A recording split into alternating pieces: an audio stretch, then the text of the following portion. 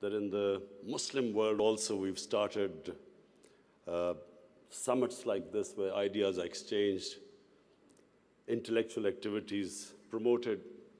So I want to congratulate you, first of all. And then, before I start my vision of governance in Pakistan, I just want to inform the audience here what was an international sportsman, a cricketer, how did he end up in politics? And then how did he become a prime minister? So I think it'll be interesting for you because then you will understand what I intend to do with Pakistan. You see, I grew up in Pakistan. I'm the first generation of Pakistanis. When Pakistan in the 60s was considered the fastest growing country in Asia, it was actually a model of development for the developing world. I just met Sheikh Mohammed today, and he again reminded me that Emirates Airline was helped by Pakistan Airlines in the 70s. So Pakistan was a country with optimism, hope. We grew rapidly. We had excellent governance system. Our bureaucracy was one of the best in Asia. And that's the Pakistan I grew up in. So then I played international cricket. When I started my international cricket, Pakistan was one of the weakest teams in world cricket. And we were emerging from colonialism. So we took great pride as our team became stronger and it competed. And by the time I left cricket, Pakistan was world champions. So I took pride, like my countrymen, as we competed internationally and we grew in confidence. But unfortunately, our country could not keep up that pace. Countries have, life of a country is in cycles. It's never in a straight line. You go up, you go down, course correction, countries come up, some countries don't go up. So in Pakistan's case, we were going up, and then various things happened when we started our down cycle. So when I left cricket, I started building the first cancer hospital in Pakistan. Reason was because my mother died of cancer. And it's then I realized there was no cancer hospital in the whole country. And then it occurred to me that people like me who were well off, I could afford to take my mother for treatment abroad, but what happened to the common man? Cancer is one of the most expensive treatments. So I started this movement, really. I went into the public to collect money to build this hospital. And so I'm just explaining to you how I got into politics. So one was cricket, watching our country go up as a cricketing nation, the pride that we could compete internationally and become world champions. Second was this cancer hospital. When I went to the public to collect money, I realized that our people are very generous and strong. Poorest of the poor people supported me. And I did what no one ever thought would happen, is that from public, I eventually collected money and built the hospital. And not just that I built it. It's a cancer hospital where 80% of patients get free treatment. Cancer treatment is one of the most expensive treatments.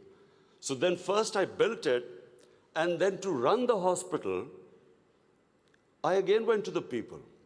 And so it is the only private cancer hospital in the world which treats 80% people free, because it's the people who donate to the hospital. They built it, they run it.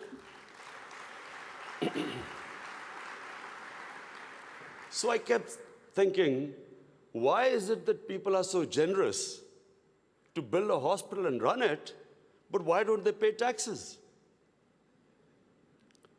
We were a country, and then I discovered we're a country which is amongst the top 5 countries in giving charitable donations. But at the same time, We are right at the bottom in giving taxes. And the reason was that people did not trust the government. They thought that their taxes were wasted by the government. It was spent on the lavish lifestyle of the ruling elite. So why would people pay taxes? And of course, then the levels of corruption, because corruption is basically stealing taxpayers' money. But there was a third reason why I ended up in politics. And that was, I watched, first of all, I used to play professional cricket in England, so half my year was in England and then half in Pakistan. And I saw how a developed country, how the institutions worked, why they went ahead, how the governments were accountable, how there was meritocracy, and above all, how there was human development, the money spent on human beings. So I could compare what was going on in Western countries, and then I could see what was happening in our own country. But then I also saw other countries develop. And one of them was UAE. I used to play cricket in UAE from 1980 onwards, and I saw UAE kept developing. And then afterwards, we saw China develop. So the common thing in all countries that have gone ahead is governance. And governance has two aspects. One is a government has to be accountable. The more accountable a government, the more clean a government, the more successful it is. And secondly, again I repeat, is meritocracy. The better the system of getting the best talent to the top, the better the country. Let me just give you a sporting example. Australia is the most successful cricketing country in cricket history of over 200 years, because Australia has the best system of bringing its talent up. Pakistan, in my opinion, and I'm not prejudiced, I understand cricket better than probably everyone in this hall. Pakistan has the greatest talent. Of all the countries I've played, I've never seen as much talent as in Pakistan. But we do not have a system of bringing that talent up. So what's the point of having great talent if you do not have a system of meritocracy which brings the talent up? And that's in every field. In the 60s, the reason Pakistan went up, because our civil service exam was the toughest. It was the most, all the young people wanted to go into Pakistan's civil service. It was the toughest exam. We had the best talent that came up. And in 60s, the reason we progressed, one of the main reasons, was a civil service of very high quality. And gradually, as our system of merit went down, so did the country. So I wanted Pakistan to go up. And as I said, I saw UAE going up. The way each year you came, it changed. It got better and better. And similarly, and of course the greatest example is China. For me, the thing about China, which is just remarkable, no nation in the history of mankind has done what China has achieved. In 30 years, they have brought 700 million people out of poverty. It is just a phenomenon which has never happened in human history. And of course, my motivation, again, of the Pakistan I wanted to see was based, and I am a student of history, Islamic history especially, was on the Prophet, or Prophet, peace be upon him, the state of Medina, which he created. Now, why do I say the state of Medina? Because the state of Medina laid the foundation of one of the greatest civilizations in the history of mankind. The principles that found the foundation of the state of Medina is what, for the next 700 years, was the greatest civilization on earth. And what were those principles? The state of Medina was founded on incredible principles of justice and humanity. It was the first time a welfare state was made, a state that took responsibility of the weak, what China has done right now. That was the state of Medina, where first time a state took responsible for its poor, its weak, its orphans, its widows. In the state of Medina, the first time pensions were created. Old people were also, it was a humane state. And secondly, there was justice, rule of law. These were the two main things. And the third thing, the Prophet of Islam, peace be upon him, made seeking knowledge a sacred duty. The word was that even if you have to go to China to seek knowledge, you must. Those days going to China meant not coming back. So the emphasis on seeking knowledge.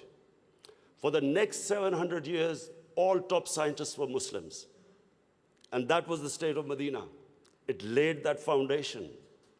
And then the way minorities, other religious people were treated. The Prophet signed famous, the Misaq-e-Medina. There's still a letter in St. Catherine's Church which was signed with the Christians that your places of worship will be, till the end of time, they will be protected by Muslims. Secondly, that no forcible conversions would be in Islam. Thirdly, the Prophet's last sermon, it is a charter of human rights.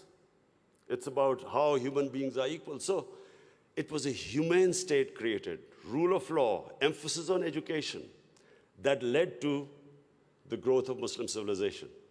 So this is, in Pakistan, we want the same basis of our state. The rise of what I believe, the way our country will rise, it will go back to those principles. We must, number one, have rule of law, everyone equal before the law. State must be accountable. We must have a welfare state where the state must take responsibility of its poor people. Half our population is on the poverty line or just above, and about 25% are below the poverty line.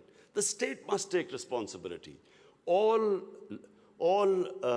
policies of the state must be like in China. How do we lift the people from the bottom? And the most important thing is that we must, in Pakistan, start a reform program.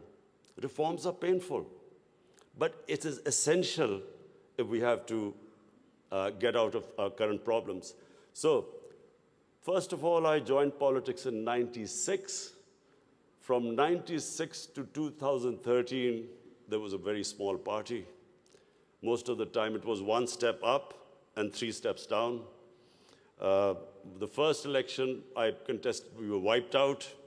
Second election, 5 years later contested, we had only 1 seat.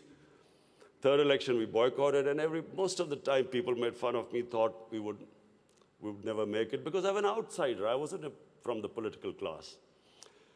But one big lesson from sports which I learned, you only lose when you give up. So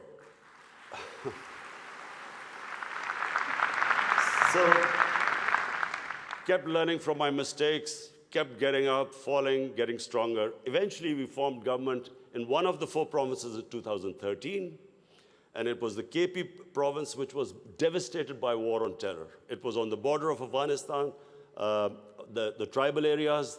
The whole fighting took place in that region. The police was devastated by attacks. We had 70% of industry closed. And KP has a reputation that they only give you 1 chance. Each government comes once, it's ousted the next time. So we came in a coalition government, and we started our reform programs. First of all, we started spending money on human development, health and education. Secondly, we did, first time in Pakistan history, no party had done before, we started spending money on climate change. Pakistan is about 8th in the countries that are most vulnerable to climate change. So we took this ambitious mission of planting 1 billion trees in 5 years. And then we reformed the police, depoliticized our police, depoliticized our bureaucracy, and then started tourism. Because KP has a lot of tourist sites. It was the center of Buddhist civilization, so religious tourism, but we have the best mountain scenery there. So anyway, by the end of 5 years, we had half poverty in those 5 years. The poverty had gone half. And a province which never gave you a second chance, we came back with 2/3 majority in 2018. Not only did we win there, then we formed government in the last election. We got 17 million votes, which is the highest ever won by a party. And so now we have our reform agenda. And as I repeat, reforms are painful. You know, when you take reforms, when you make reforms, people suffer. They go through difficult times. It's like a surgery.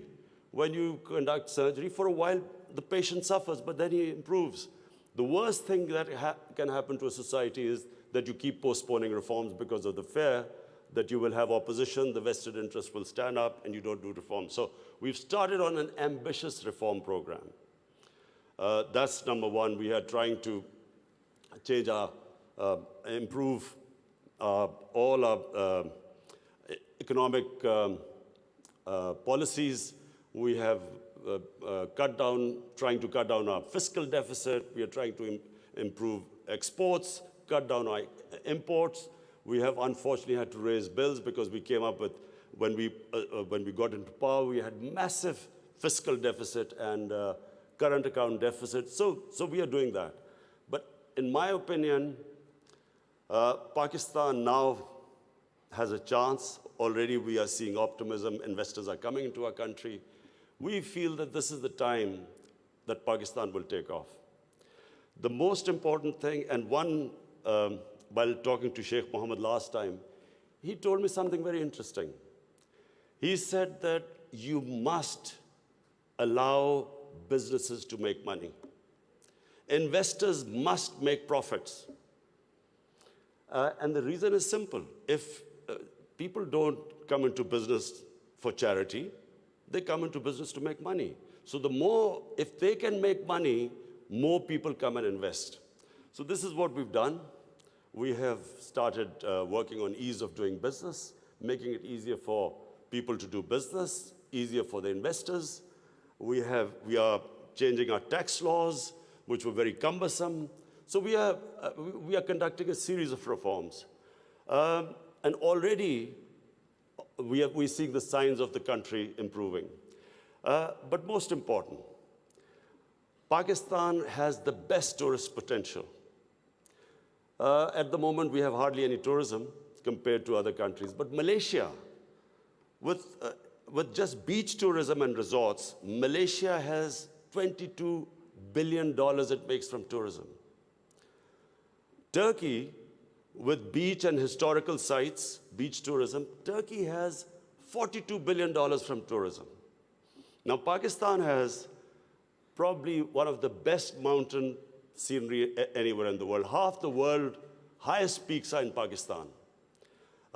Pakistan has 1,000 kilometers of coastline. Pakistan has the oldest historical monuments, probably as old as anywhere in the world. We have Indus Valley civilization, which is 5,000 years old. We have Peshawar, the oldest living city in the world, 2,500 years. Lahore and Multan, ancient cities. But what we have, probably more than any other, hardly any other country has, is religious tourism. We have, for Muslims, we have the Makkah and Medina of the Sikhs. The Sikh religion has the two holiest sites in Pakistan, and we have just opening those sites for Sikhs. And we have opened up a visa regime. First time in Pakistan, we have 70 countries which can come in and get visa at the airport. We also have, I mentioned,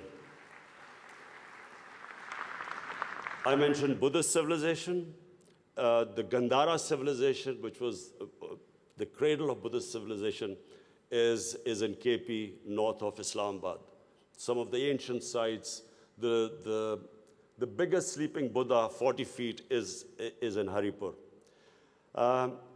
And then we have, for the Sufis in Islam, we have some of the greatest Sufi, highest number of Sufi shrines all over Pakistan. So what we are doing is we are opening up the country.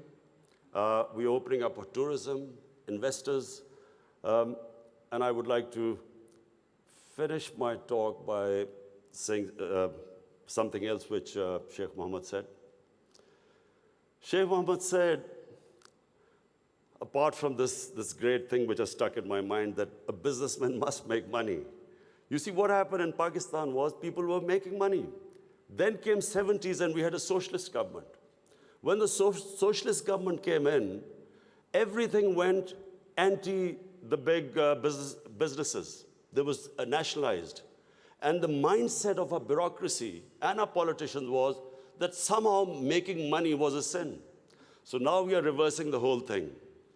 We are now asking businesses that, look, we will help you in making money, because the more money they make, the more investment will come. But the only thing is, the money, as we create wealth, that wealth will be used to lift people out of poverty. So we want an equitable growth. We don't want the rich to get richer and the poor to get poorer. I am really against this neoliberal economics where you have 62 people owning as much wealth as 3 billion people on this earth. I think that the distribution of growth should be equitable. But the last thing I want to say about what Sheikh Mohammed, I still remember. It's very important that to take risks in life. Sheikh Mohammed said that when 9/11 took place, he immediately called up Sheikh Ahmed in Emirates Airline and said, buy aircrafts and engines of aircraft, because everything went down. Prices of planes went down. People were not flying as much.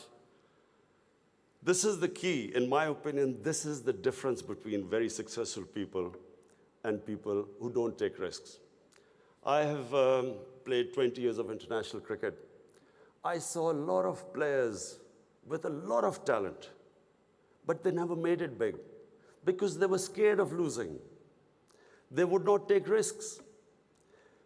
Players with less talent, but that ability to take risks, chances, they also had bad times. But eventually, the ones who took more chances and risks were the ones who made it big. This is the time, my last word is to the investors. This is the time to come to Pakistan when it is just going on the upswing. This is the time to invest in the country. And don't miss the boat. Thank you.